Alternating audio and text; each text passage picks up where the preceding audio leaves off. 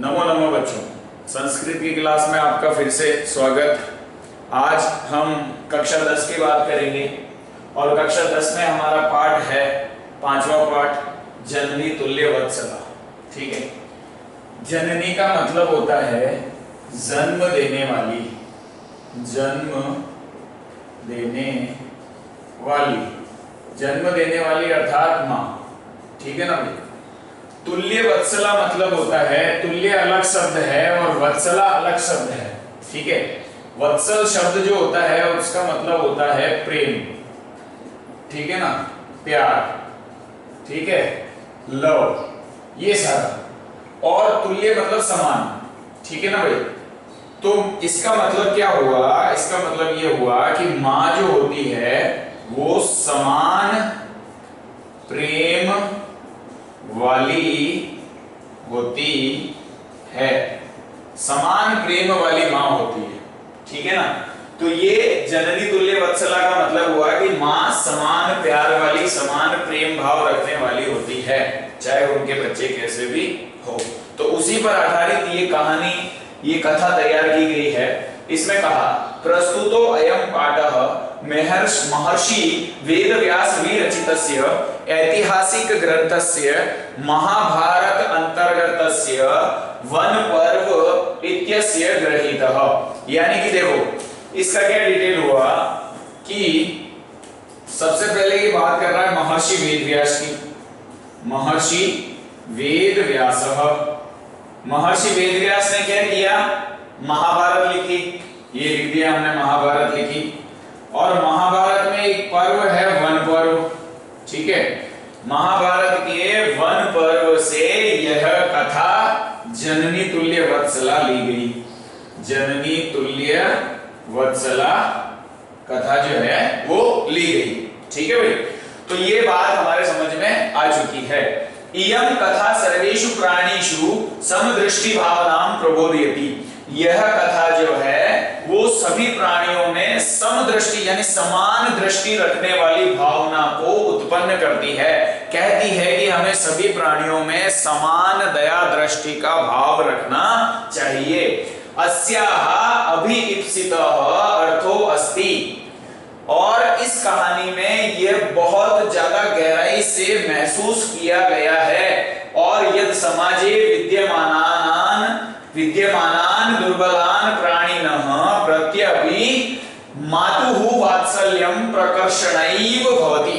यानी कि समाज में विद्यमान दुर्बल प्राणी जितने भी हैं उन सभी, जो मतलब मेहनत नहीं कर सकते, जिनके हाथ पैर नहीं हो, है ना, जो किसी प्रकार से अंग विकार हो या देखने में असमर्थ हो, सुनने में असमर्थ हो, काम करने में असमर्थ हो, कर्म करने में असमर्थ हो, ऐसे जो प्राणी है दुर्बलान प्राणी यानी दुर्बल प्राणी, उन प्राणियों के प्रति मातुहु मम्मी का प्यार, माता का वात्सल्य प्रकर्षणैव भवति यानी प्रकृष्ट रूप से अच्छा होता है। ये बात इसमें कही गई है कि एक माँ का प्यार जो होता है वो सभी बच्चों के लिए समान होता है। चाहे बच्चा लंगड़ा हो, गूंगा हो, बहरा हो, काना हो, फोड़ा हो, किसी भी प्रकार का हो, उससे कोई मतलब नहीं है। लेकिन माँ का प्यार जो होता है वो हर बच्चे के प्रति समान प्यार होता है। इसी पर आधारित ये कहानी सुनिएगा। क्या कहा? कश्चित कृषकः बलिवर्दाभ्याम क्षेत्रकर्षणं कुर्वन् आसीत्। यानी कि एक कृषक जो था, कोई कृषक बलिवर्दाभ्याम, बलिवर्दाभ्याम मतलब बैलों का जोड़ा, बैल का जोड़ा होता है ना, हल होता है, हल के पीछे, हल के आगे बैल लगे हुए होते हैं और वो बैलों का जोड़ा आप चित्र में देख पा रहे हैं। ध्यान से देखिए, इधर आपको दिखेगा कि बैलों का जोड़ा भी दिख रहा है और कृषक भी दिख रहा है। यानी ये कहानी सत्य पर आधारित, झूठी नहीं है। ठीक है ना भाई। तो तुम ऐसे मत समझना सर फेंक रहे हैं। तो ये देखो बैलों का जोड़ा भी दिख रहा है और किसान भी दिख रहे हैं। तो ये हो गया बलिवर्दाभ्याम और ये कृषक। तो कृषक क्या कर रहा है? बैलों के जोड़ों से खेत को कर्षण कर रहा है। ठीक है ना, यानी कि खोद रहा है, हल चला रहा है खेत में। तयोः बलिवर्दयोः एकः शरीरेण दुर्बलः जवेन गन्तुम् अशक्त च आसीत्। यानी कि एक बैल जो था, देखो इस बैल की ऊंचाई देखो, इस बेल की ऊंचाई यहां तक आ रही है और इस बेल की ऊंचाई यहां तक आ रही है। चित्र में आप देख पा रहे हैं बिल्कुल तरीके से। है ना। तो क्या हुआ, ये बैल जो है वो झुका हुआ है, नीचे गिरा हुआ है, ये बैल की हालत ऐसी है। और दूसरा बैल कैसा है, एकदम आराम से हष्ट तष्ट तुष्ट मुंडेस, वो क्या कहते हैं उसको, बड़ा मोटा ताजा एकदम बलवान की तरह ये चल रहा है, और ये थोड़ा सा दुर्बल है। तो हम पाठ को वहीं ले जाना चाहते हैं जहां ये खुद लेके जा रहा है। तो ये क्या कह रहा है कि एक बैल जो है वो दुर्लभ है, शरीर से दुर्लभ है, और वो गंतुम मतलब जाने में असमर्थ हो पा रहा है। ठीक है ना, पीछे से ये डंडा जरूर मार रहा है लेकिन ये चलने में असमर्थ है। अब जिसके पांव ही नहीं हो उसके बल्कि पीछे से कितने डंडे मारो, उससे क्या मतलब है। ठीक है, तो गंतुम अशक्त आसीत यानी जाने में असमर्थ है। अतः कृषकः तम दुर्बलम कृशम तोदने नुद्यमाना अवर्तत, वो उसको जो कृषक है वो बार बार उसको मार रहा है, पीट रहा है और उसको चलने के लिए बोल रहा है। स ऋषभः हल मूढ़वा गंतुम अशक्त क्षेत्रे पपात, और वो ऋषभ जो वो बैल जो था वो हल चलाते हुए एकदम से भूमि पर गिर पड़ा, क्षेत्र मतलब खेत में, पपात मतलब गिर पड़ा, खेत में गिर पड़ा। क्रुद्धः कृषिवलः तम उत्थापयितुम बहुवारं यत्नं करोति, अब क्रोधी किसान को क्रोध आ गया, ये खेत में आके नाटक करते हैं सारे बैल, है ना, ये खेत में आके नाटक करते हैं। अब ये चलने में असमर्थ हो रहे हैं, तो असमर्थ हो रहे हैं तो इनको क्या है, ये बहुवारं यत्नं करोति, उठ उठ उठ उठ, लेकिन बैल तथापि वृषः न उत्थितः, फिर भी बैल नहीं उठा। अरे जिसके शरीर में जान नहीं हो, जिसके पैर काम नहीं कर रहे हो, आप उसको अगेन एंड अगेन बोलोगे उठ जा उठ जा उठ जा, वो असमर्थ है, वो कुछ नहीं कर सकता। उसने फिर वो बैल जो है वो नहीं उठा। भूमौ पतिता स्वपुत्रं दृष्ट्वा सर्वधेनुनां मातु सुरभे नेत्राभ्याम अश्रूणि अविरासन। देखो क्या हुआ कि भूमि पर गिरा हुआ उसका पुत्र, जिसका पुत्र भूमि पर गिरा हुआ, उसको देखकर सभी गायों की माता सुरभि, सारी धरती पर जितनी भी गायें हैं उन सबकी माता सुरभि है। ठीक है, सुरभि नेत्राभ्याम अश्रूणि यानी आंखों से उसके आंसू आने लगे, उस मां के आंखों से आंसू आने लगे, आंसू गिरने लगे। सुरभिम अवस्थाम दृष्ट्वा सुराधिपः ताम अपृच्छत्, और सुरभि ने उस वृषभ की ऐसी दशा देखकर सुराधिपः यानी स्वर्ग के अधिपति से पूछा, इंद्र से पूछा, क्या पूछा, ऐ शुभे। अब जब इंद्र ने उससे पूछा, इंद्र ने ताम मतलब सातेता ताम देताह, ताम मतलब सुरभि से पूछा।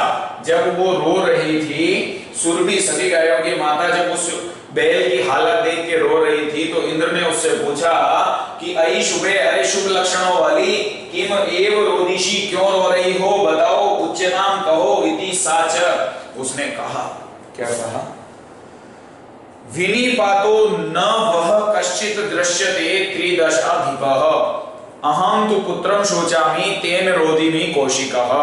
यानी कि वो कह रही है कि जब मेरे पुत्र में क्षमता नहीं है, और 3 दशाओं के राजा, आप देखो कि मेरे पुत्र में जब क्षमता नहीं है तब भी वो जो किसान है वो उसको उठाना चाह रहा है, तो उस पुत्र अहम तो पुत्रम शोचामि, मैं तो उस पुत्र के बारे में सोच रही हूं, और इसी कारण से, उसके कारण से रोदिनी, मैं रो रही हूं। कौशिक इंद्र के लिए प्रयुक्त हुआ, उसी कारण से मैं रो रही हूं, ऐसी वो शुभ लक्षणों वाली सुरभि जो है वो कहती है। वो वासव यानी ये वासव इंद्र के लिए आया है कि हे इंद्र, पुत्रस्य दैन्यम दृष्ट्वा यानी पुत्र की दीनता देखकर, अहम रोदिमी, मैं रो रही हूं। वो पुत्र मेरा जो धरती पे गिरा पड़ा है, वो चलने में असमर्थ था, फिर भी किसान उसको बार बार कूट रहा था, मार रहा था, पीट रहा था, फिर भी वो नहीं उठ रहा था, जबरदस्ती उसको उठा रहा था, उसके बाद भी नहीं उठा, फिर भी वो उसके साथ जबरदस्ती करने पर मैं रो रही हूं। अहम रोदिमी, मैं रो रही हूं। सदीनः इति जानपि कृषकः तम बहुधा पीड़यति, यह जानता हुआ भी वो कृषक जो है उसको अगेन एंड अगेन मार रहा था। सह कृच्छेण भारम दुहति, यानी वो भार उठाने में समर्थ नहीं था, किसी भी प्रकार का भार उठाने में समर्थ नहीं है। इतरम इव धुरम वोडुम सह न शक्नोति, और वो ये भारम दुहति, भार उठाने में समर्थ नहीं है, और हल चलाने में भी समर्थ नहीं है। ये न शक्नोति, नहीं चला सकता। एतत् भवान पश्यति, आप देख रहे हो ये चीज, तो फिर आप मुझसे क्यों पूछ रहे हो कि मैं क्यों रो रही हूं। इति प्रत्यय अवचत, यानी कि ऐसा उसने कहा। भद्रे मुनम, हे श्रेष्ठी निश्चय ही सहस्राधिकेषु पुत्रेषु सत्त्वस्वापि तव अस्मिन्नेव एतादृशं वात्सल्यं कथम, कि हे कल्याणी ऐसा निश्चय ही हजारों पुत्रों की मां होने के बाद भी तेरा प्यार जो है, तेरा प्रेम जो है वो एतादृशम वात्सल्यम कथम, यह कैसे हो सकता है, तेरा सभी पुत्रों के प्रति ऐसा प्यार मैंने आज तक नहीं देखा, तू धन्य है कल्याणी। इति इंद्रेण पृष्ठा शूर्वी प्रत्यो अवचत, ऐसा फिर वापस से इंद्र ने उससे पूछा तो क्या जवाब देती है सुरभि, यदि पुत्र सहस्त्रम में, यानी कि ये मेरे पुत्र तो हजार हैं, हजारों पुत्र हैं मेरे, सर्वत्र सममेव में, लेकिन मेरे लिए मेरे सारे पुत्र समान हैं, कोई भी डिफरेंट नहीं है। दीनस्य तु सतः शक्रः, और दीन जो है, गरीब जो है, दुखी जो है, पीड़ित जो है, उसके लिए मेरा प्रेम जो है वो, मेरी कृपा जो है वो मेरी उसके लिए भी उसी प्रकार समान रहेगी जितना कि एक बलवान पुत्र के प्रति रहेगी।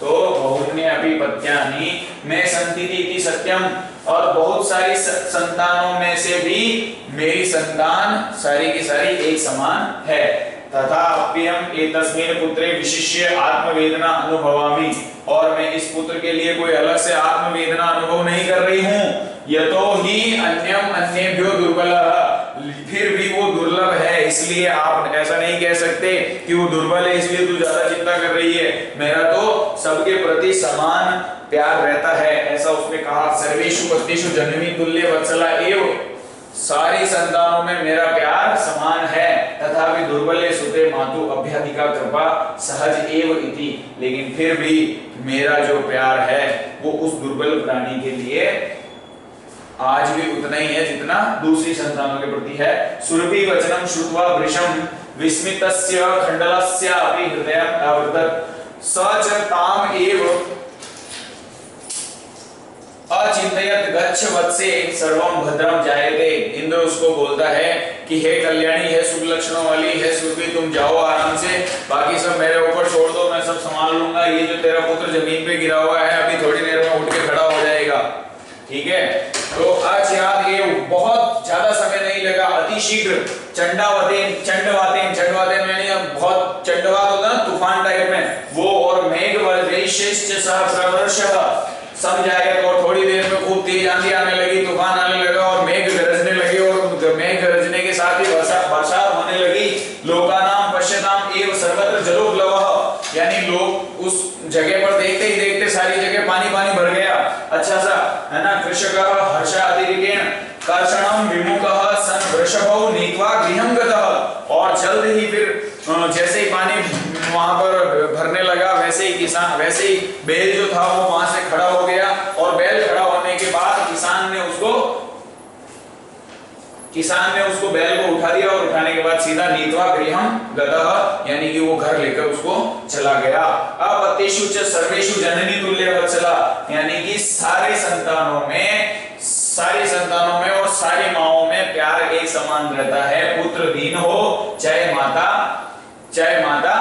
का प्यार समान हो। कृपा आद्र हृदया भवे, यानी कि उसकी कृपा, उसकी दया और उसका हृदय दोनों के लिए समान प्रकार का रहता है। ऐसी माता संसार में सब जगह होती है, तो हमें इतना सोचने वाली बात नहीं है, ठीक है। हमारा ये पाठ यहाँ पर समाप्त हो जाता है, और सीधी सी बात है, हमें तो केवल ये चीज सीखनी थी कि इसमें ग्रामर के क्वेश्चन कितने बन सकते हैं, ये हमें सीखना था। वैसे इसका गद्यांश हमें परीक्षा में पूछा जा सकता है, गद्यांश हमारे आ सकता है 10th क्लास में, तो आप इसका हिंदी अनुवाद बड़े अच्छे तरीके से देखें। शब्दार्थ टुगेदर विद में आपको बहुत अच्छे दे रखे हैं, वहां से आप शब्दार्थों को पढ़ें और एक एक शब्द का हिंदी करने की कोशिश करें। हिंदी करने की कोशिश करोगे तो हिंदी अपने आप हो जाएगी, हिंदी करने की कोशिश नहीं करोगे तो हिंदी संस्कृति रह जाएगी, ठीक है ना भाई। तो आपको ये पढ़ना है, इसका हिंदी अनुवाद करना है, नहीं आए तो आप मुझसे कक्षा में डिस्कस करेंगे कि सर इस शब्द का मीनिंग क्या था, इस शब्द का अर्थ क्या था, वो मैं आपको बता दूंगा अति शीघ्र, है ना। तो आप देखें, इसको समझें, इसको पढ़ें, इसको सुने और बार बार देखो, अच्छा समझ में आएगा। कम से कम कहानी तो आपको पूरी याद हो जानी चाहिए, ठीक है ना, कि एक दयनीय स्थिति में किसान ने उस बैल के साथ क्या किया और फिर इंद्र ने क्या किया और फिर माता का प्यार उसके साथ कैसा रहा। तो ये पाठ हमारा यहाँ पर समाप्त होता है। तब तक के लिए आपको बहुत बहुत धन्यवाद, साधुवाद। फिर मिलेंगे किसी नए पाठ के साथ। नमो नमः।